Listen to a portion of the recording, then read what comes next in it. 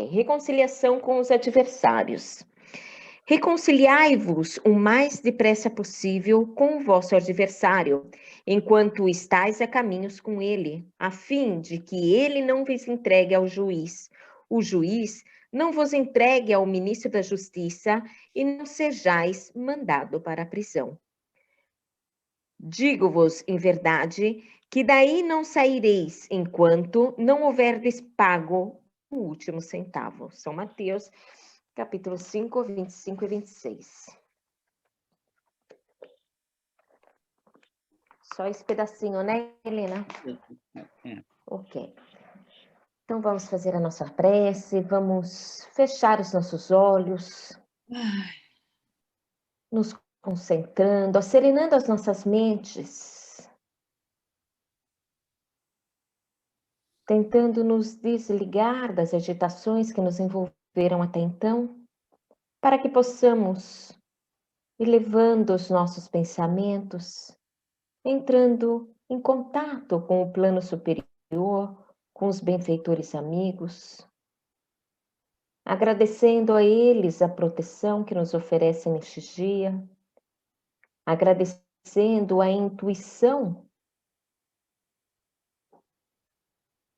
para a realização deste trabalho, mas acima de tudo, agradecendo a Deus, nosso Pai, por mais essa oportunidade, por mais esse dia em que nos encontramos reunidos, a fim de compreendermos, de sermos orientados para o melhor caminho, para o melhor aprendizado, tentando dessa forma nos despoliar das nossas imperfeições, das nossas ignorâncias, interiorizando os conceitos e as recomendações de Jesus, nosso Mestre amado, e dos benfeitores siderais. Agradecemos estamos, meu Pai, por essa oportunidade. Pedimos que nos amparem, que nos confortem, que nos intuam nesse estudo de hoje. Pedimos que nossas companheiras e companheiros sejam envolvidos em muita paz e muita luz. Que as palavras possam tocar-nos intimamente, nos propiciando a grandes modificações. E assim, nós damos por iniciado o nosso encontro de hoje. Graças a Deus e graças a Jesus. Então, vamos iniciar o nosso raciocínio de hoje, com as reflexões que Nora tem nos trazido, e tem sido muito bom para... E vai ser ainda durante muito tempo, porque esse livro é muito rico. Esse capítulo 6, ele vai iniciar agora o ataque na outra seção do centro, no outro aspecto do centro. Ele está mexendo com o centro espírita todo, como um todo. Mas ele está indo aos poucos, ela está departamentando, ela está botando os centros de interesse do centro espírita. Então, ela já falou no último capítulo 5 sobre o grupo do tratamento espiritual, que é a cura. Agora ela começa a ver o panorama que acontece no grupo que a gente chama aqui de atendimento espiritual, a chamada desobsessão. Então, primeiro, ela, antes de falar propriamente dos personagens que serão envolvidos no processo da obsessão, ela está trazendo os elementos, os personagens, o perfil das pessoas que trabalham nessa sala. Então, primeiro ela vai colocar como os benfeitores vão atuar com o agente perturbador, que Kardec fala lá na 340, e vai trazer, e está dando muito foco no dialogador. Então, por enquanto, nesse momento, hoje, nós não vamos falar dos médios que estão sendo obsidiados, para a gente focar bem, senão a gente faz para não fazer coxa de retalho no pensamento. Né, em si. Lá na sala do tratamento. Então, vai ser Então, o que nós vamos usar? Nós vamos usar, óbvio, o Livro dos Médiuns, o capítulo 23, o item 239, porque é uma obsessão de fascinação. A gente vai focar nessa, que a gente não vai fazer o estudo da obsessão como um todo, que não dá tempo. Aos pouquinhos, a gente está estudando o Livro dos Médiuns toda vez, óbvio. E a gente vai estar utilizando o livro Diálogo com as Sombras, porque o Hermínio Miranda ele faz um processo, um estudo muito profundo sobre essa questão, mas a questão não só o processo da obsessão. Hermínio Miranda faz isso que a Nora está fazendo. Ele faz o perfil de todos os trabalhadores e do trabalho como um todo. Então, essa é a tônica de hoje. Vamos usar a mesma metodologia dos outros, né, que é fórum de debate. Nós estamos fazendo, na verdade, um fórum de debate, não é palestra. Então, não é ninguém pegando a palavra e disparando, não. Então, a gente vai começar justamente, então, falando aí com quem está na função de estar trazendo o trabalho, o material, os anexos estão fora de ordem, tá? Mas estão numerados. Quando eu falar os anexos, vocês vão ver que eu não estou colocando ele em ordem, porque eu não estou colocar a nível tecnológico. Eu adoro essas coisas, porque eu me sinto em casa. É o Ronaldo que está aí. Então, Ronaldo, desculpa a nossa ignorância aqui, tá, Ronaldo? Eu também sou ignorante nisso. Então, é assim. Então, começa da seguinte forma. É a intervenção superior. Então, logo no início, ele diz assim, é o grupo mediúnico propriamente dito. Então, essa palavra, grupo mediúnico propriamente dito, na verdade, nós vamos estudar esse grupo mediúnico propriamente dito lá no anexo 4. Uhum. Lá no anexo 4. Por quê? Por que será que a Nora está colocando isso? Se antes, no capítulo 5, nós viemos falando de mediunidade. Sobre a mediunidade? Sobre a mediunidade. Quando ela fala assim, o perseguidor, porém, continuava implacável. Após ter lançado a discórdia na equipe de fluidoterapia, continuava a se preparar para o envolvimento dos grupos mediúnicos propriamente ditos. Agora, os médios ostensivos é que seriam experimentados. Só uma reflexão rápida. Tá logo nesse papel, nesse documento que eu dei para vocês. Primeira página. Começa assim, logo no iniciozinho do material. Tudo está no livro. Eu extraí do livro e estou colocando em forma de apostila para a gente facilitar. Está logo no início, Amália. Assim. Eu já li agora de manhã. É o item 1. É o item 1.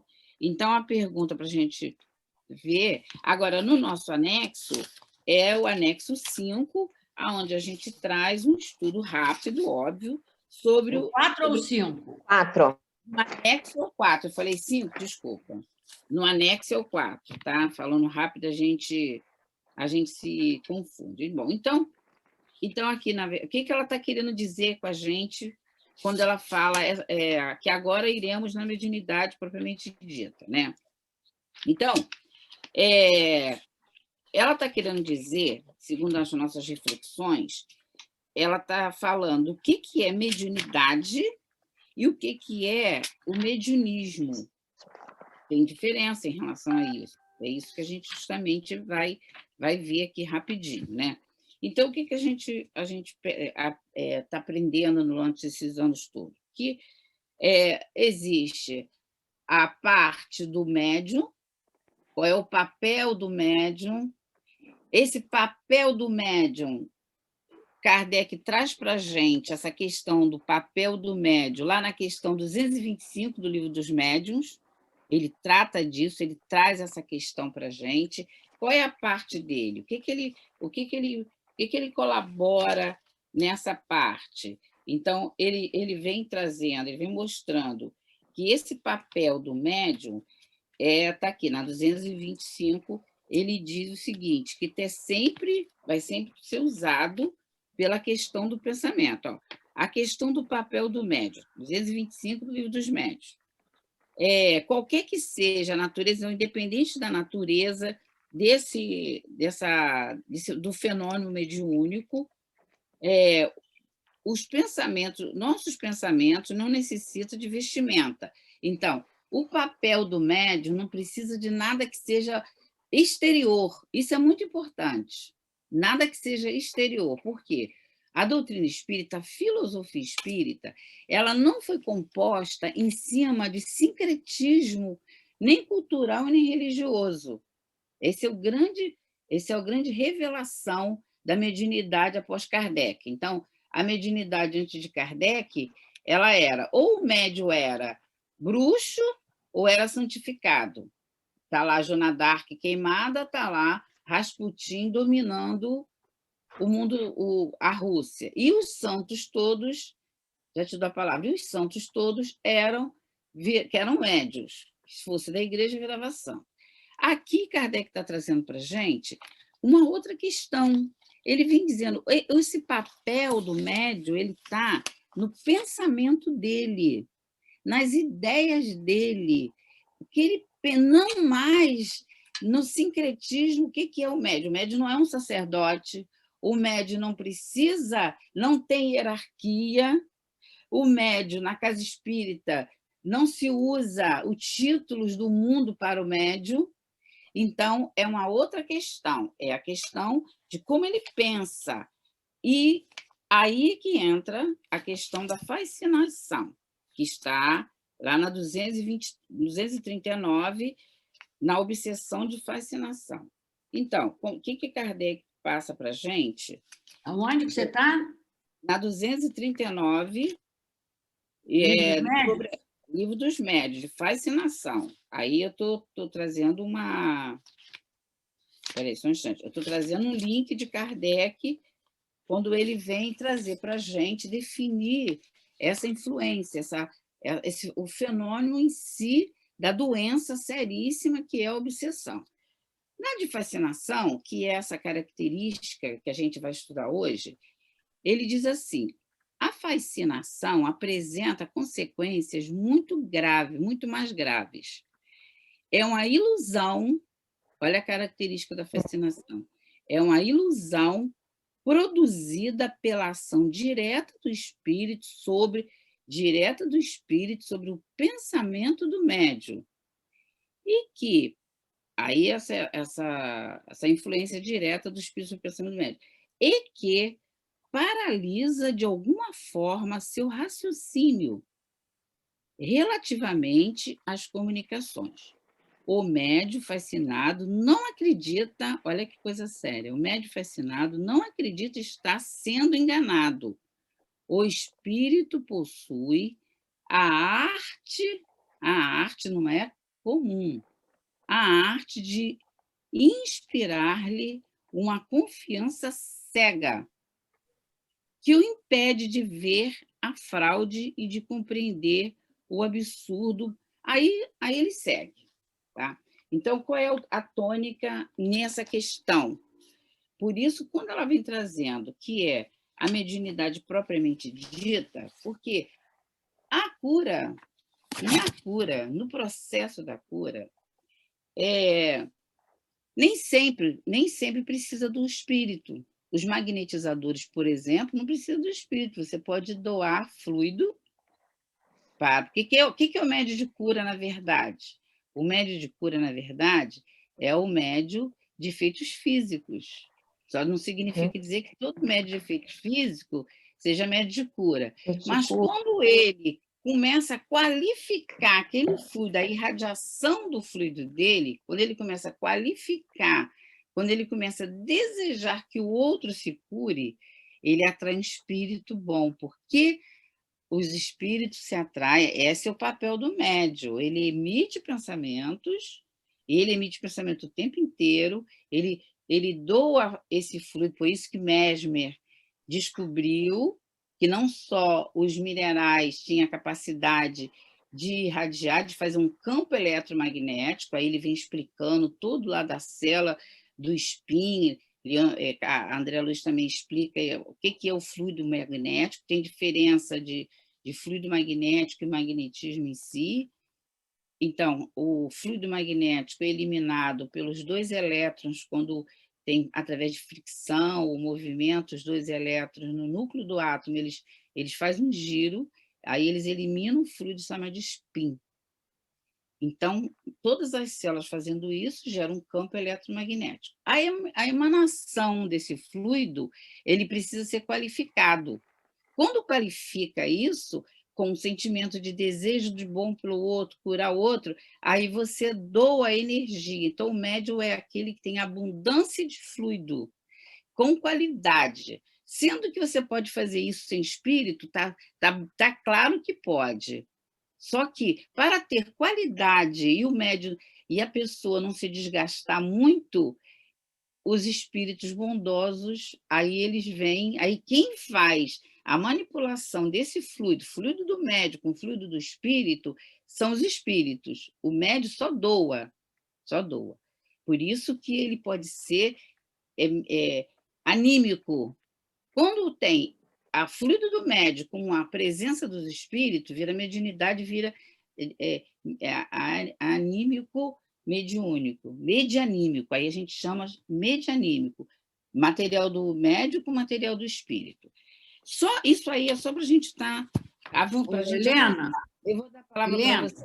Já vou te dar a palavra, Mara, só um minutinho.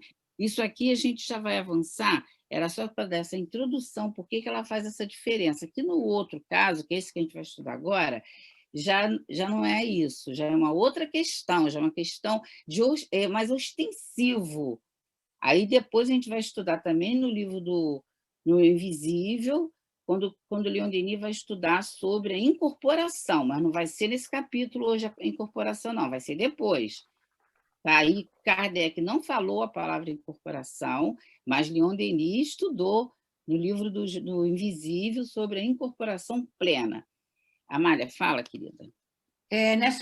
Nesse ângulo que você está trazendo aí do magnetizador, né? Do médium sem espírito, entre aspas. Uhum. No magnetismo espiritual, Micaelos ele fala exatamente que existe o magnetizador. Mas ainda que o magnetizador não acredite em espírito, porque eles têm essa coisa que não acredita em espírito. Quando o magnetizador cura, é porque teve a ação de um espírito. Por isso que ele diz que é magnetismo espiritual. Na verdade, quem tem esse que você colocou, que vai dar a qualidade ao fluido, mesmo que o magnetizador traz, estudou sobre aquilo, aplica aquela ação.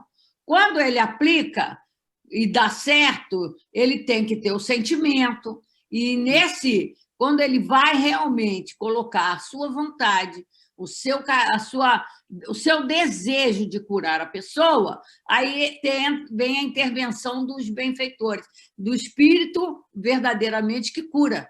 Né? Ele fala assim, mesmo o magnetizador que pensa que não acredita em espírito, na verdade, o fluido que cura, ele vem do espírito, é o espírito que cura, né? Na verdade. Verdade, é isso mesmo. E a outra só para relaxar. Não, é isso mesmo. No início, quando Nora está mostrando aqui, quando ela está mostrando aí no Complexo 4, no início ali, né? As ideias preconcebidas, né, de mediunidade, eu vejo muito isso. Nas casas espíritas, principalmente, quando não tem o estudo, e também tem uma preocupação de ter médium ostensivo, né? Qualquer arrepio, qualquer mal-estar, Então, eu costumo falar assim, olha, não é porque arrepia, fica gelado, fica quente, cai no chão, sacode, que está definido mediunidade, né? Que aí entra essa parte interna que a Helena está colocando, né? Conhecer a intimidade, o interno, né? O médium ser conhecido na sua intimidade, né? Vamos dizer assim, se é que a gente pode usar esse termo. O que ele traz mesmo, né? A nível de pensamento, de vibração, de magnetismo, de tudo isso que, como diz o nosso querido Hermínio, aí no Diálogo com as Sombras, só estudando o livro dos médicos para aprender essas coisas. Está aqui, né, na página... No meu livro, a página 66, né? Uma insistente palavra final para o médium.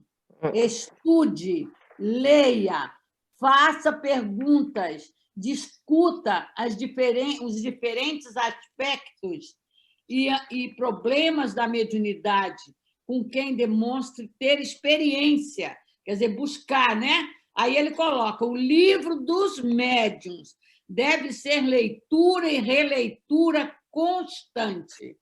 Não é? Por quê? Porque é onde estão essas nuances que tão amorosamente Kardec colocou, esses detalhes. Kardec detalha, Kardec particulariza. Então, não tem como a gente não aprender. É o que falta na maioria. É isso mesmo. Então, esse era o objetivo desse início, para a gente entender essa questão mesmo. Essa intimidade, né? Essa intimidade, vamos dizer assim, do que é verdadeiramente a mediunidade. É óbvio que nós estamos dando pinceladas, tanto que a diferença de uma palestra e de estudo, por isso que a gente dá as referências do livro. Na palestra, ou ouvindo as pessoas, a gente mexe com 3 áreas do cérebro. Quando a gente vai estudar, a gente mexe com 27 áreas do cérebro. Aí que a gente vai aprender. Então, isso que a gente está fazendo aqui é apenas estimular as pessoas, todos nós, a estudar a doutrina espírita. Por isso que a gente, como Kardec fala, tem que ter estudo prévio de qualquer assunto que você vai tratar. Você vê que a gente monta apostila, a gente traz referência de livros, mas nós não somos professores. Porque não existe professor de doutrina. Todos nós que estamos aqui somos obrigados. Por quê?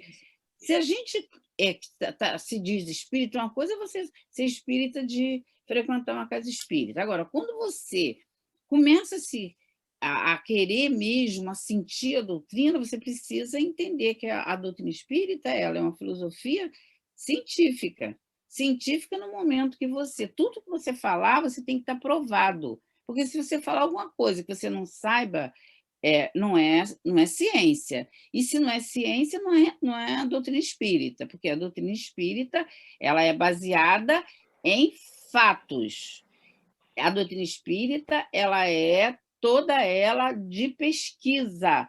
Não sabe, não diz que não inventa, não enrola. Não Diz afirma, assim, né? Não afirma, senão é uma crença. Você acredita que vai chover, que vai cair, que vai ter tudo. É diferente, a dos espíritos não pode ser assim. Ela tem que ser baseada, calcada em fatos científicos. Científicos, porque a doutrina espírita ela tem cunho científico, ela tem laboratório. O médium, os espíritos, é o laboratório da doutrina espírita. E as obras, o estudo. Vamos seguir. Então, eles começam a penetrar na sala, né? Eles começam ainda a intervenção dos espíritos, né? Eles têm essa intervenção. Então, aqui nesse nosso material, item 3, começa a falar assim: início da reunião.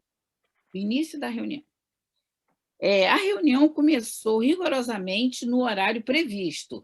Será que foi à toa que ela botou isso? Disciplina de horário. Olha Disciplina só. de horário. Olha são tudo instruções. Esse livro é um livro também instrutivo. A reunião começou rigorosamente no horário previsto. E isso, lá no Diálogo com as Sombras, o Hermínio Miranda ele traz para a gente, lá no anexo 2 do nosso estudo do Diálogo com as Sombras, ele traz para a gente, lá no finalzinho da página, ele diz assim: todo aquele que quer se preparar para estudos, é preciso, como fez Kardec, ele fala assim, como fez Kardec, como fez Leon Denis, Gabriel Delano, ele cita algumas pessoas. Tem que ter muita ênfase, precisa ter posto no estudo dos escritos que cuidam do complexo problema da mediunidade, suporte indispensável de todas as tarefas programadas. Aí ele diz assim, é preciso insistir. Aí eu vou ler o que o Hermínio Miranda fala. A formação ou nascimento de um grupo é muito importante e deve ser cercado dos mesmos cuidados que precedem a formação ao nascimento de uma criança. Ele faz comparação dos trabalhos de uma casa espírita com o nascimento de uma criança, ou seja, a educação dos pais. Estão preparados para a tarefa? Desejam o filho? Dispõem-se aos sacrifícios e renúncias que o trabalho impõe? Estão conscientes das suas responsabilidades, dos percalços e das lutas que estão prontos a receber e estão prontos para receber essas tarefas com humildade? Eu só li porque eu achei, foi muito criativo e muito profundo isso que Hermínio Miranda traz. Está na página 6, Amália, da apostila que eu enviei para vocês. É no anexo 2, lá no final da página. Está bem grandão aí, eu botei em letra grande. É assim que é o trabalho... Estou falando que eu estou prestando atenção. Ah, não, tudo bem. É assim que é o trabalho, que ela, quando ela começou a falar assim, uma pequena dica que ela deu, a reunião iniciou na hora certa, né? Então, isso significa essa questão, modo de analisar, que outras pessoas analisariam de outro ângulo, que Hermínio Miranda está trazendo. O grupo já parou para pensar, para amadurecer, se ela quer iniciar essa tarefa? Numa orientação que Baltazar fez a um grupo da Alemanha, ele teve uma manifestação lá no centro, e eles pediram, Helena, por favor, pede uma orientação aí para a gente. Aí nós pedimos, está tendo no material, aquele estudo que está no material da apostila desse ano, Amália, do Encontro à Casa Espírita. E ela relatou, e os espíritos responderam o seguinte, olha, não é pelo fato de ter acontecido uma manifestação pontual no salão que o grupo já estão preparados para iniciar essa tarefa. Aí é interessante, esse material elas nos permitiu colocar na apostila de estudo do Encontro da Casa Espírita esse ano. Ele pontua exatamente como, com outras palavras, como o Hermínio Miranda está trazendo. Ela vai perguntando, o grupo já está preparado para isso? Você já tem estrutura para aquilo? E a casa tem 20 anos. Mas nesse aspecto, essa criança ainda não estava preparada para nascer. Aí ele diz assim, continuem se estruturando, que nós iremos dar suporte para futuras reuniões de atendimento espiritual. Olha que coisa séria. É o que mais acontece mesmo, porque eles ficam muito preocupados. Por exemplo, o grupo espírita, fulano passou mal na reunião, chegou passando mal no centro, então já quer logo fazer um trabalho mediúnico, né? Sem atinar se existe toda essa preparação, né? Que acaba, como a gente teve orientação do doutor Erma com relação a um determinado grupo, né? Que também já é um grupo que existia já há algum tempo, em uma outra cidade, mas que não tinha estudo, era um grupo assim, não era chegado a estudo, mas era chegado ao trabalho. E os médiuns estavam sempre, começava e parava, adoecia, dava problema, né? Então, você vê, não atinam para isso. Aí o doutor Erma falou, eles atraem os espíritos, não sabem lidar com os espíritos, não esclarecem os espíritos, e os espíritos, já que eles atraíram, colam nos médiuns, vão acompanhar os médiuns. E aí começa a provocar essas situações, né? Vai essas perturbações, seja físicas, seja morais, seja relacionadas, né? Briga na família, essas coisas todas, que até chega a criatura a dizer, depois que eu fui para o centro, eu piorei. É verdade. Gente. É por isso que esse estudo que a gente ainda vai trazer mais do Hermínio é muito importante, né? Junto com o livro dos médiuns. Ele mesmo deixa claro isso, ele não tem pretensão de ele trazer novidade, não.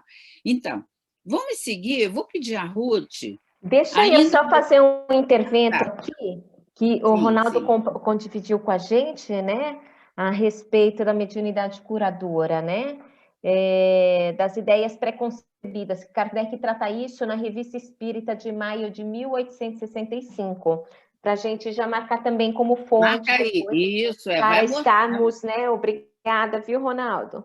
Isso mesmo. E olha, e aviso o pessoal, tem muita gente aí que é muito estudioso, o Walter é muito estudioso nessa questão, está até fazendo um material. Helena, eu não sei se você conhece, acho que deve conhecer, Diário de um Espírita, do Lamartine Palhano Júnior também. Ah, né? Do Lamartine é maravilhoso, né? Tudo dele é Olha, como tem experiência mediúnica aqui para a gente aprender. Né?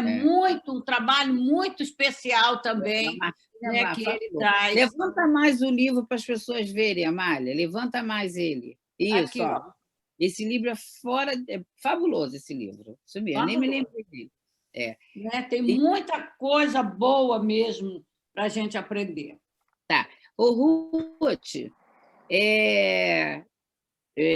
dá continuidade aí, ainda nesse item 3, quando ele diz assim, 3 experientes tarefeiros na arte da desobsessão.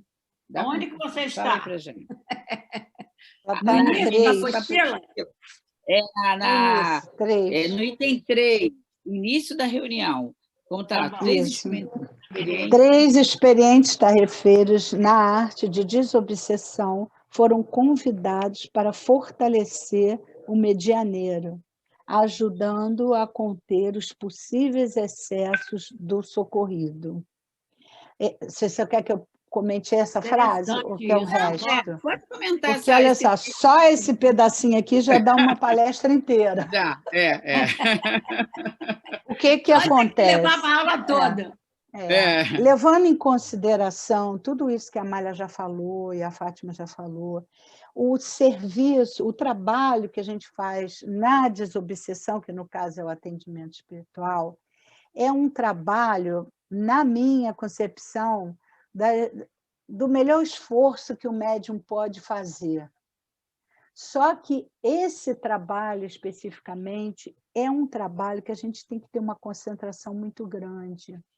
A gente tem que ter um conhecimento de si mesmo, o autoconhecimento muito bem colocado, porque muitas das vezes nós não estamos preparados para receber determinados espíritos. Dentro de nossa casa, nós temos a certeza absoluta do socorro. Nós temos a certeza absoluta de que aqueles espíritos já passaram por uma triagem anterior. Eles não vêm purinhos para nós. Porque se eles viessem purinho para nós não aguentaríamos. Não suportaríamos. Não aguentariam. Então, eles já vêm com essa particularidade. E quando ele coloca que foi colocado esses espíritos para ajudar os medianeiros, o que acontece? Primeiro, eles já limparam o espírito um pouco. Segundo, eles já escolheram qual medianeiro que ia trabalhar aquele espírito. Qual médium, qual a ferramenta. Qual a ferramenta que ia poder desenvolver. Porque, senão, se você não é um trabalho que vai, bota nesse aqui que está bom, nesse aqui ele vai atender. Como é o magnetizador. Poxa, eu sou magnetizadora. Aí o espírito vem, não tem melhor, vai essa mesmo, a gente ajuda ela, entendeu? É assim. É verdade. Mas nesse trabalho, não. Por isso, a casa tem toda uma preparação para a gente entrar nessa sala. A nossa sala de tratamento é uma sala que parece um hospital mesmo, uma UTI, aquela CTI do Centro Espírita, porque ali nós vamos encontrar os parecidos conosco. É complicado. Com certeza. Oi. Eu volto a palavra para você, só para dar um adendo, tudo bem, pode dar uma palestra. Não, quando você falou que tem que ser uma preparação, lá no livro Memória de Suicida, no capítulo 6, Comunhão com o Alto. Comunhão com o Alto. A comunhão com o Alto é quando aquele grupo do Camilo mais os amigos dele depois de ter passado pelo trabalho, lembra que a Ruth falou? Esses espíritos não chegam puros, não, eles são preparados para vir, se a gente não aguentaria. Olha o que é relatado. Eles são trabalhados lá na colônia Maria de Nazaré, no departamento do hospitalar, eles são cirurgiados pelo espírito, mas como eles não têm uma disciplina mínima, são suicidas, acaba que tem muito transtornos, né? Eles não conseguem se conter. Então, o que eles fazem? Eles fazem uma carta via telepatia, eles usam a palavra telepatia, para a instância maior do hospital, da colônia, que é onde está as servidoras de Maria. Então, eles fazem um pedido e recebem a resposta. Para quê? Para começar o processo. Como que eles fazem? Eles vão Brasil, África, Europa, vão procurar alguma agremiação que não precisa ser espírita, uma agremiação que tenha condições de socorrê-los. Aí eles falam, é encontrada essa agremiação em Lavras. Eu estou falando em Lavras, mas ali não fala lá, mas Lavras a gente sabe que é, porque na introdução do livro é falado que isso acontece no Centro Espírita de Lavras. Então, eles acham uma agremiação... É muito citado nas obras da Ivone, que a Ivone trabalhou lá. Exatamente. Essa agremiação é um grupo pequeno, esse que a gente às vezes fica querendo que o centro cresça em números. É um grupo pequeno, porém, os médios são preparados. Então, esses espíritos do Maria de Nazaré, eles entram em contato com olha a intervenção superior, com os benfeitores da casa, primeiro. Os benfeitores entram em contato com o benfeitor encarnado, o dirigente, o gestor do centro, entre em contato. Eles à noite, entram em contato com os médiums e faz um contrato com os médiums. Olha, vocês vão estar nesse dia, não pode faltar, é citado isso, não pode faltar. Aí tem alguns médicos que ficam assustados, calma, que nós vamos preparar vocês. Eles falam, todas as vísceras do corpo físico do médium é verificada. É cuidado para eles não terem nenhum prejuízo, problema. Eles são verificados, eles passam quase que por um raio-x. Aí, no dia, ele avisa, a metade faltou dos médicos que foram preparados para esse trabalho. Ele cita isso lá. Metade faltou. Os que ficaram. Aí ele vem relatando o processo dos que ficaram, que não é fácil o processo que é relatado, mas é a realidade. Nós voltando para essa questão, que é justamente esse o momento sério, por isso ela começa, esse é o neném, é como o Hermínio Miranda está falando, é o neném, ele precisa ser tratado. Helena, lembra que eu citei da Ivone o Recordações da Mediunidade? Sim, Complexo da Obsessão? A Ivone relata um trabalho enorme de desobsessão nessa casa, em Lavras, nesse grupinho aí. Muito, coisa profunda, muito profunda. E essa gostosinha aí, que apareceu aí, Ruth? Vai para a escola, tem que dar beijo na vovó. Tá certo. Agora, só para terminar a minha frase... Sim. Bom, não, Sofia, não pode. Ô, Sofia! Olha só para terminar essa frase... A importância, só um detalhezinho, a importância que o médium, que a gente tem que estar passando para o médium que a gente orienta, e para nós mesmos, né? A disciplina do pensamento do médium. Isso, porque, é o papel do médium lá do livro. Porque o papel do médium. Então, o medianeiro, ele já traz tudo tranquilo, porque ele espera de você o que você realmente tem dentro de você. E não uma novidade.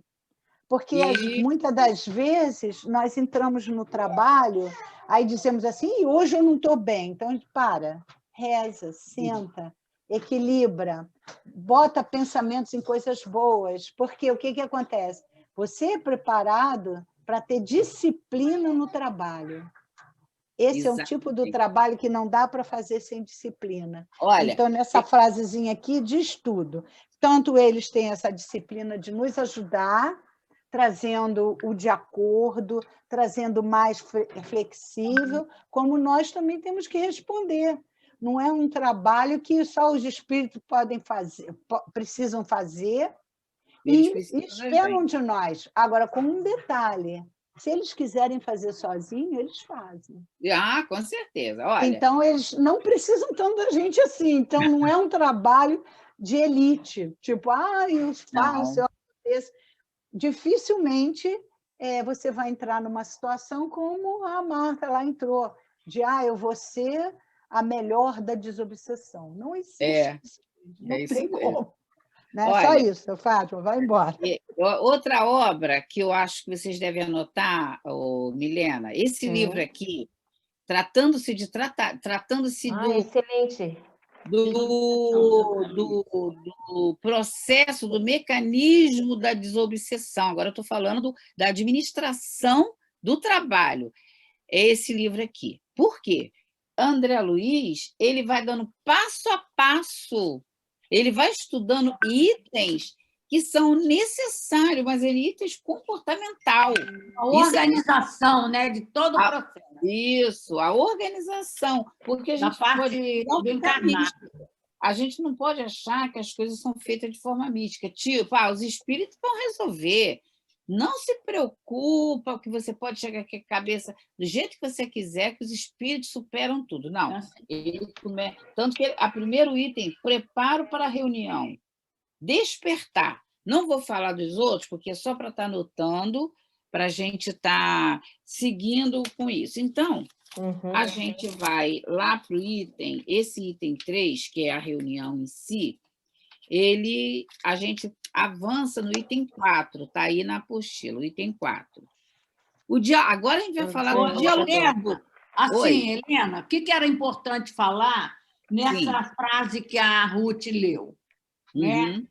O papel do médium ali, deve ter todo o preparo para ajudar o espírito ajudar o médium nos possíveis excessos. Sabe o que eu lembrei? Aquele trechinho lá de Memórias que a gente estudou, daquele espírito, né, que o médium está preparado para aquele espírito que sofreu um acidente lá, que estava todo sentindo, todo quebrado, todo partido, não é?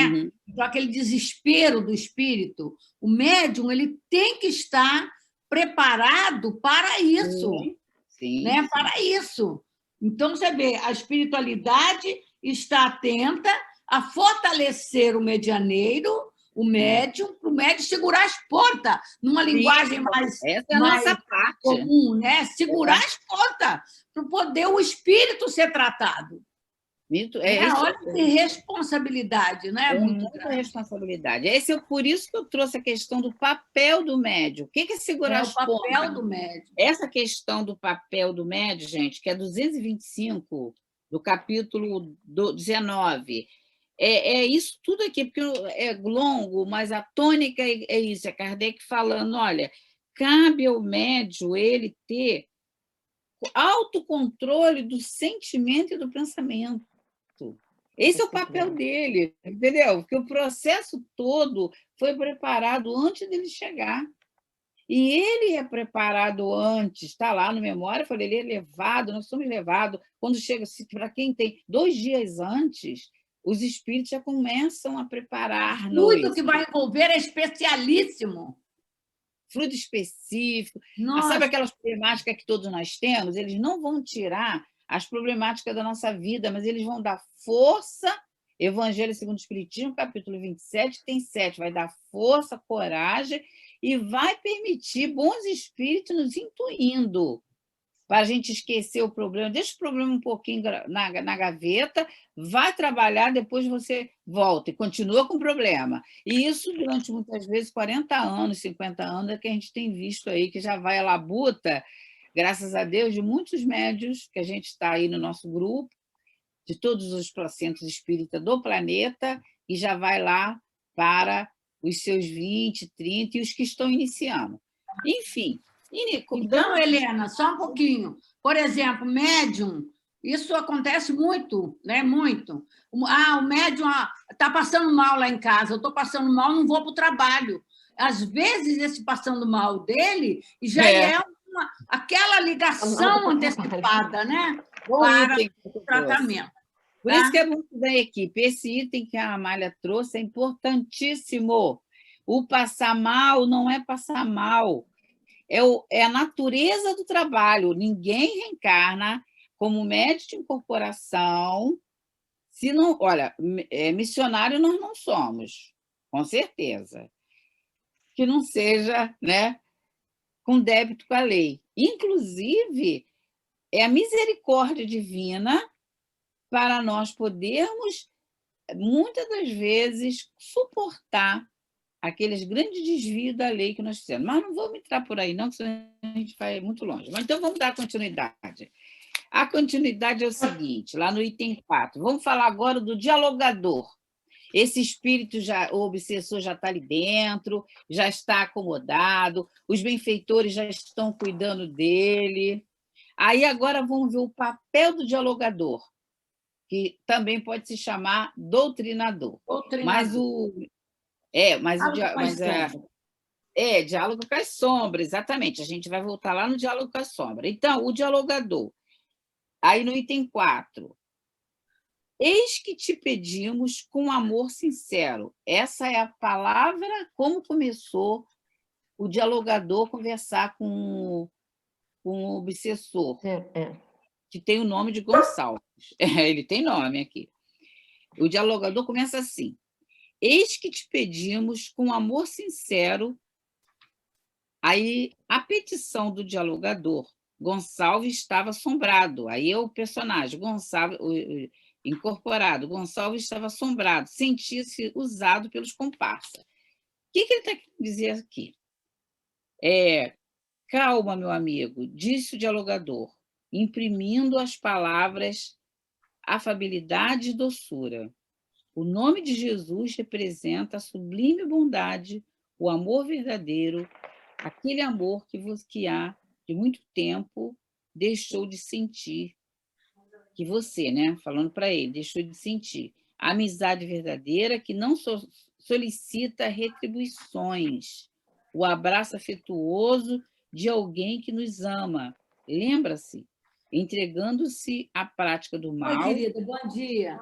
O amigo esqueceu que é filho de Deus e possui uma tarefa importantíssima para realizar sua reforma moral. Olha só que coisa linda como o dialogador começou a conversar com esse espírito. Olha que coisa linda. O que Hermínio Miranda fala sobre isso? Ele diz assim, em primeiro lugar, o espírito que comparece, aí é Hermínio Miranda falando natureza do espírito que comparece e como o dialogador deve pensar. Em primeiro lugar, o espírito que comparece para debater conosco os seus problemas e aflições não está em condições, logo aos primeiros contatos, de receber instruções doutrinárias, ou seja, acerca da doutrina espírita, que professamos e com o qual pretendemos ajudá-los. Esse espírito, aí ele diz assim, ele sabe muito mais do que a gente possa imaginar. Sabe que é um espírito sobrevivente, conhece suas responsabilidades perante as leis universais, admite, ante evidências que lhe são mais do que óbvias, o mecanismo da reencarnação. Reconhece até mesmo a existência de Deus. Então, isso aqui eu vou pedir à Amália. Está atenta aí, Amália? Isso é uma coisa seríssima dentro da sala da desobsessão. Mas eu vou pedir a Amália para falar sobre isso, que é como você vai abordar esse espírito, como ele começou a abordar o espírito, esse dialogador. Ele começou a falar da natureza dele, com doçura. Aqui ele não veio trazendo instrução como se fosse um professor desse espírito. E Hermínio Miranda traz justamente isso lá na introdução do Diálogo com as Sombras. É o modo que vai falar. Ele, não, nesse momento, não é fazer doutrinação, é dialogar, é saber quais são as dores, os sofrimentos, as necessidades, e trazer ele para a realidade dele, Fala para a gente rapidinho sobre isso, Amália. É a mesma coisa do acolhimento que você tem que fazer quando você recebe a pessoa que chega no centro. Então, quando você vai acolher, primeiramente, olha só, calma, meu amigo. Né? Às vezes o espírito vem, está revoltado, ele está perdido, né? E está com raiva, ele está ligado àquela pessoa. Né? Então, você tem que... É exatamente isso. Calma. Você tem... Às vezes, a gente até dá razão para ele, né? Eu aprendi, até foi com o Gil, se não me engano. Dê razão primeiro, né? Você até dá razão. Você tem razão, meu filho, e você está sofrendo isso. Não é fácil, né? E por aí a gente vai conversando e fala para ele assim, mas olha só, vamos pensar em você um pouquinho? Vamos pensar em você? Como é que você está? Né? Você. E ele às vezes faz uma malcriação, mas a gente insiste, né? Olha, meu amigo, vai ser tão bom para você pensar um pouquinho, parar, né? Afasta um pouquinho, deixa eles lá do lado. Não estamos pedindo para você perdoar, não estamos pedindo nada disso. Estamos pedindo para você parar um pouquinho e pensar em você. Nesse momento, a gente nem pode dizer para eles, Jesus, não. Vamos primeiro, né, tranquilizá-lo, porque às vezes tem aqueles que estão com um sofrimento tão grande que estão revoltados com Jesus. Se você vai falar de Jesus ali, você estraga o trabalho, né, naquele momento. Tem que ajudá-lo a tranquilizar-se e até trazer Jesus de uma forma aceitável ao seu coração. Realmente como consolador. Exatamente. Né? Tanto que ele diz assim, olha, ele não vem disposto a ouvir uma pregação, eles não estão dispostos a ouvir uma pregação, nem dispostos ao aprendizado. Essas são duas coisas muito importantes que a Nora traz. Isso é verdade. Isso que o doutor Ema diz, Helena, doutor Ema, não chame ele de obsessor. Chame isso aí. Não, chame de amigo. Ele já sabe que ele é obsessor. Ele exatamente. Não chama ele de obsessor. É isso. Chama de irmão. Olha, é uma lição maravilhosa de vida. Então, ele exatamente... Oi, fala. Olha só um minutinho. E tem que lembrar também que eles nos olham por dentro. Eles sabem o que a gente está sentindo. Então, não são palavras que vão convencê-los. É o que sai de nós, em matéria de sentimento, é que vai começar a modificar o pensamento dele. Só isso, não são palavras. Né, Ruth? Vai dar uma certeza. Maior. Por isso, a gente tem que ter cuidado, né? De quando nós estamos falando isso, é como Kardec diz, se não me engano, no 326, sem presunção, sem nenhuma presunção, sem achar que você está ali como um superior, como alguém melhor do que aquela criatura que está ali. Né? Então, até o seu próprio aprendizado. A Ruth tem razão aí nesse cuidado que a gente tem que ter, né? De falar. Paulo Cordeiro que tinha muita experiência com isso, né? Ele, nossa, mãe, até hoje ele é muito lembrado por conta disso, né? Como que ele falava de irmão para irmão mesmo, com os espíritos. Sem querer ser um guru mais evoluído do que ele, né? Mas aí ele continua, o Hermínio, ele traz o perfil desse doutrinador, que deve ser minimamente, ele diz assim, o doutrinador não pode, na continuação daí desse anexo, o doutrinador não pode deixar de ter 5 qualidades ou aptidões minimamente necessárias. Então, ele diz assim, formação doutrinária muito sólida, com apoio insubstituível das obras de Kardec, óbvio, familiaridade com o Evangelho de Jesus, perfil do doutrinador, minimamente, autoridade moral, fé e amor. Aí a pessoa... aí a discussão sobre isso é depois. Aí ele diz assim, é preciso também ter algumas outras que não é tão urgente, na palavra do Hermínio, porque ele não é bem assim, a gente sabe que a gente não tem isso, sim, mas ele traz minimamente assim, tem que ter paciência, porque a Amália deve ter casos, que ela pode contar para a gente, do doutrinador brigar com o espírito, discutir com o espírito, daqui a pouco vou deixar a Amália falar sobre boca. Então tem que ter paciência, tem que ter, eu já te dou a palavra, Amália, tem que ter sensibilidade, tato, energia, vigilância, humildade, destemor, e tem que ter prudência. Amália, fala para a gente sobre essas questões aqui, rápido, desse perfil que o doutrinador tem que ter. Ele tem que ele diz aqui, ó, paciência, prudência, destemor, respeito, muito respeito. Eu passei por uma experiência numa sala que eu trabalhava, no companheiro, que o espírito estava lá, rebelde tudo, e ele não teve a paciência. Ele se impacientou e mandou o espírito calar a boca. Olha, foi uma tempestade fluídica dentro da sala, vocês não têm ideia, né? A gente que não tem, eu não tenho sensibilidade ostensiva, mas naquele momento ali eu senti uma tempestade ali, né? Que foi um mal-estar, uma coisa assim muito, né? Dolorosa, muito, muito. E aí o doutrinador, coitado, ele caiu em si, né? Chorou muito, sentou e chorou. Caiu o outro. Por isso que é bom trabalhar sempre dois, né? Tem essa particularidade, né? Então, na nossa casa, sempre tanto o altivo quanto o diretor espiritual sempre coloca dois, né? Para trabalhar, para poder, no momento desse, o outro assumir o papel.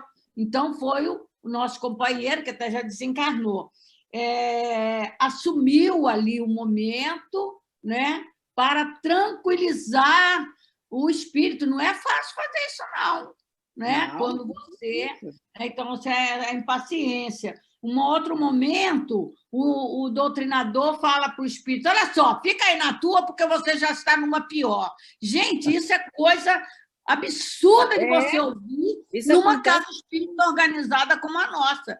Então, esse médium está desequilibrado. Entendeu? Você tem que estar muito atento a essas coisas.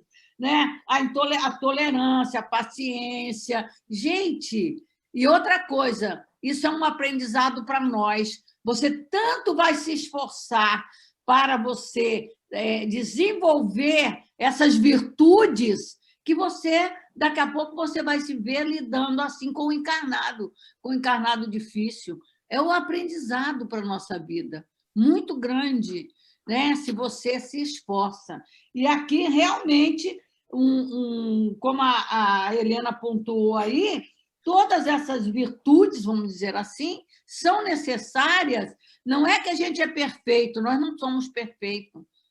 Porque Jesus não conta com o espírito perfeito, não é, Helena, que está na Revista Espírita? O Kardec fala para nós, Jesus não contou com santos para realizar esse trabalho.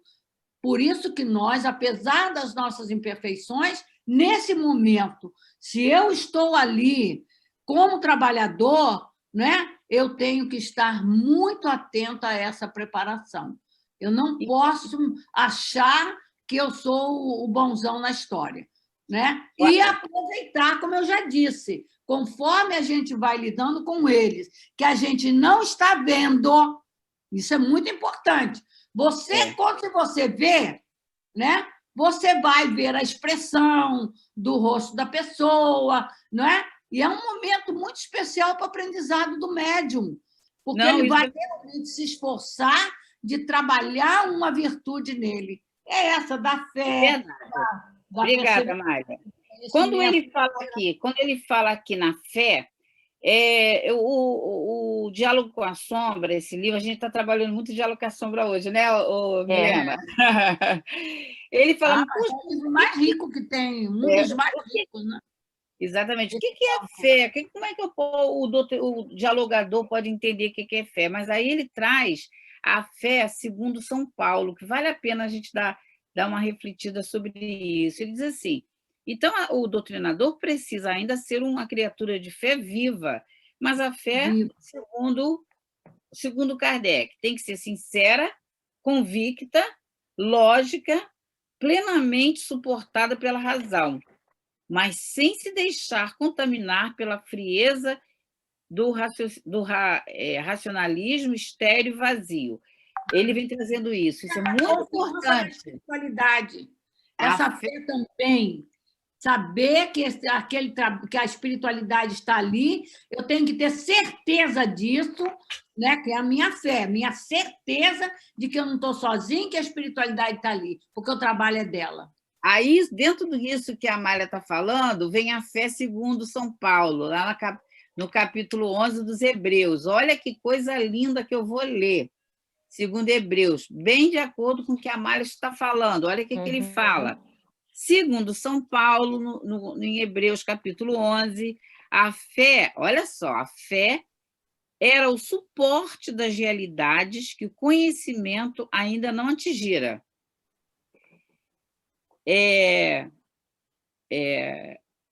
Desculpa, peraí. É a garantia do que se espera. Era o suporte das realidades que o conhecimento ainda não atingira. É a garantia do que se espera, a prova das realidades invisíveis. Pela fé, sabemos que o universo foi criado pela palavra de Deus, de maneira que o que se vê resultasse daquilo que não se vê. Gente, é a atuação da espiritualidade, segundo a Amália colocou para a gente, de forma prática e de forma bem profunda e reflexiva.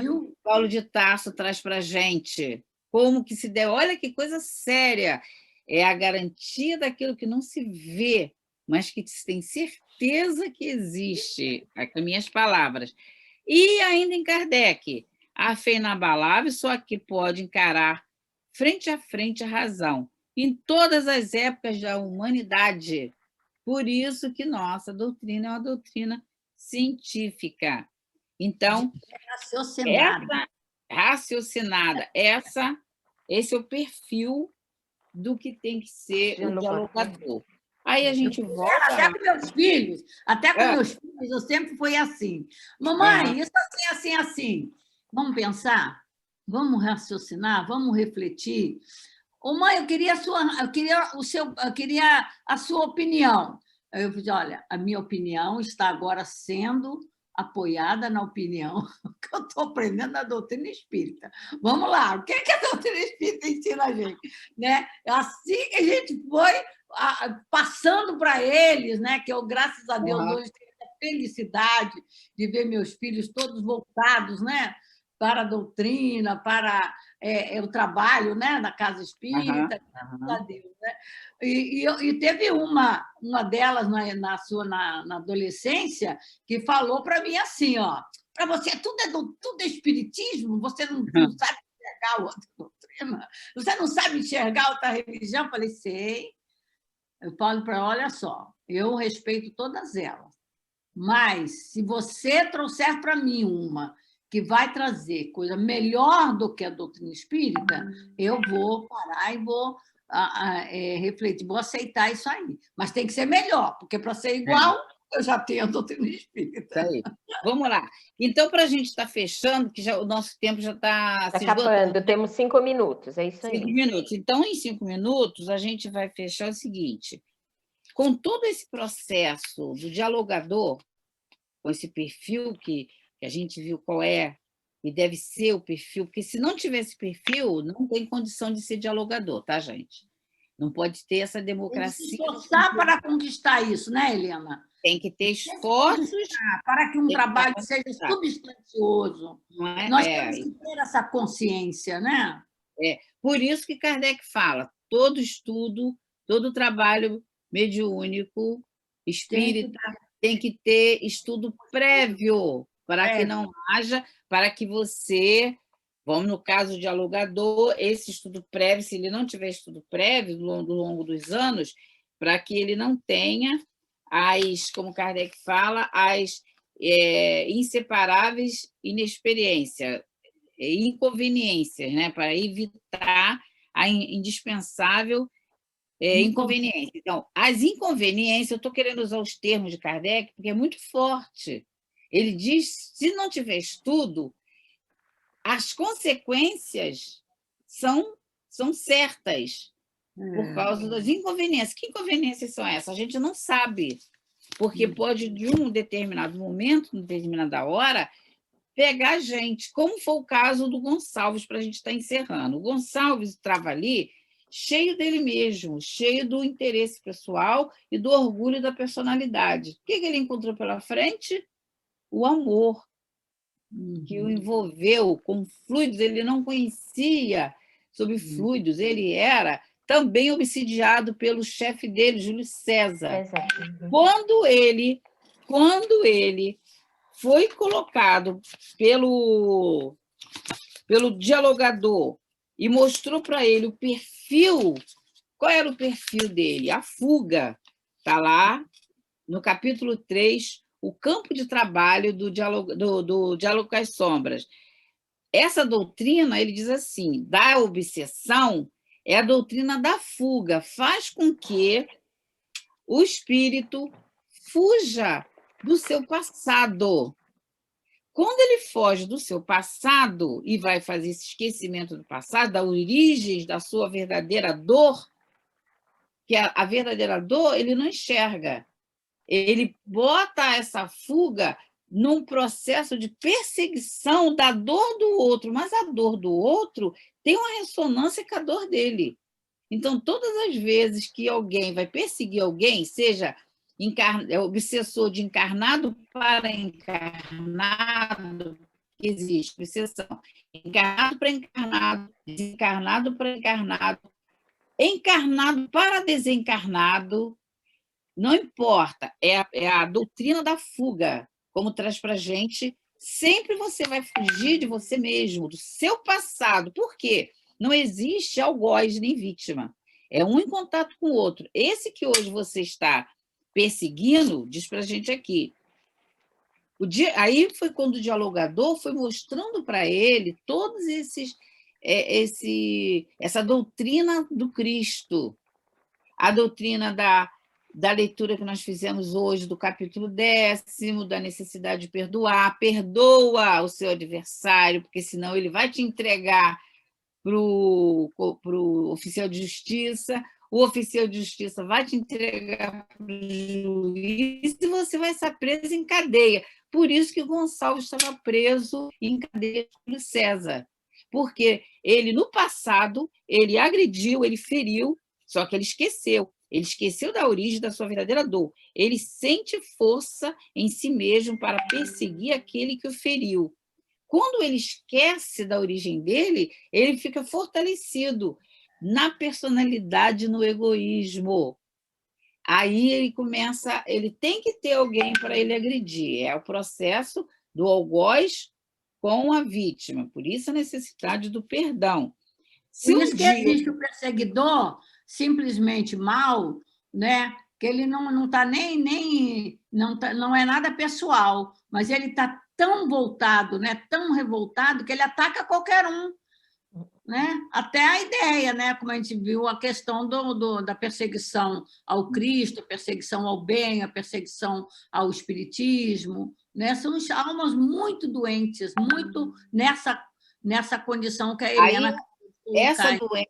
Essa doença que a Amália está falando aí, o Hermínio Miranda traz para a gente dizendo assim, se um dia ele descobre, por exemplo, que há séculos vem os dois disputando a ponta de um punhal, aquela mesma situação, aqui ele fala mulher, mas vamos ampliar para a situação, através de várias encarnações infelizes, sua perplexidade é enorme. Por isso o dialogador tem que saber muita firmeza, muito conceito doutrinário. Então, causas atuais das aflições e causas do passado. Eu vou só terminar aqui. O impacto dessa lembrança é suficiente para sacudi-lo fora do seu esconderijo psicológico e recolocá-lo na trilha da evolução da recuperação interior. Isso é importantíssimo.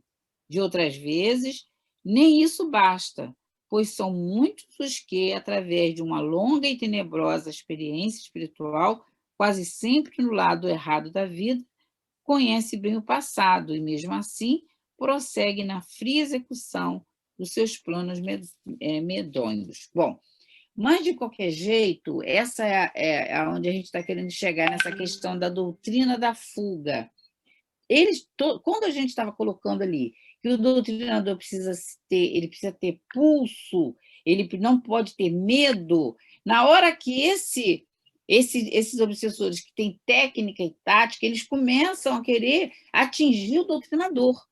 Se você tiver muito... Por isso tem que ter a mensagem, os conteúdos de Jesus muito firme, muito preciso, tem que estar muito conciso com o conceito doutrinário, porque senão você fica falando o que você acha. Aí eles percebem que você não tem firmeza.